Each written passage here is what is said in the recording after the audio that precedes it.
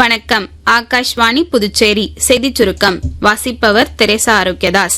கோவா மாநிலம் உருவான தினத்தை முன்னிட்டு பிரதமர் திரு நரேந்திர மோடி அம்மாநில மக்களுக்கு வாழ்த்து தெரிவித்துள்ளார். அம்மாநிலத்தின் முன்னேற்றம் மற்றும் தனித்துவத்திற்காக அயராது உழைத்த அனைவரையும் நினைவு கூறுவதற்கான ஒரு நல் வாய்ப்பாகவும் இந்நாள் அமைவதாக பிரதமர் சமூக ஊடக பதிவில் தெரிவித்ததோடு வளர்ச்சி அடைந்த இந்தியா எனும் தொலைநோக்கு பார்வையில் கோவா ஒரு முக்கிய பங்காற்றும் என்றும் அவர் நம்பிக்கை தெரிவித்துள்ளார்.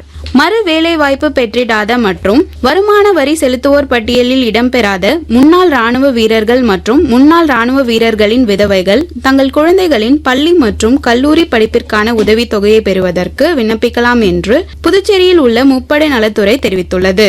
மேற்காசியாவில் நிலவும் பதற்றமான சூழ்நிலை காரணமாக வரும் ஜூலை மாதம் இறுதி வரை இஸ்ரேலுக்கான விமான சேவைகளை தற்காலிகமாக நிறுத்தி வைப்பதாக ஏர் இந்தியா நிறுவனம் அறிவித்துள்ளது.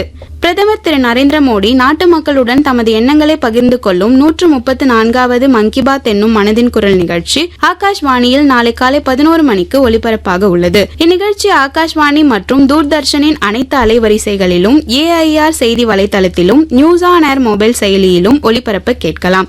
ஆகாஷ்வாணியில் பிரதமரின் இந்தி உரையை தொடர்ந்து அதன் பிராந்திய மொழி வடிவம் இடம்பெறும். ஹாங்காங்கில் நடைபெற்று வரும் ஆசிய 20 வயதுக்குட்பட்டோருக்கான தடகள சாம்பியன்ஷிப் போட்டிகளில் இந்தியா தனது சிறப்பான ஆட்டத்தை தொடர்ந்து வருகிறது. 4 தங்கம் 2 வெள்ளி மற்றும் 2 வெண்கலம் என மொத்தம் 8 பதக்கங்களை வென்றுள்ள இந்தியா பதக்கப்பட்டியலில் சீனாவிற்கு அடுத்தபடியாக 2வது இடத்திற்கு முன்னேறியுள்ளது. இத்துடன் இந்த செய்திச் சுருக்கம் நிறைவு பெறுகிறது.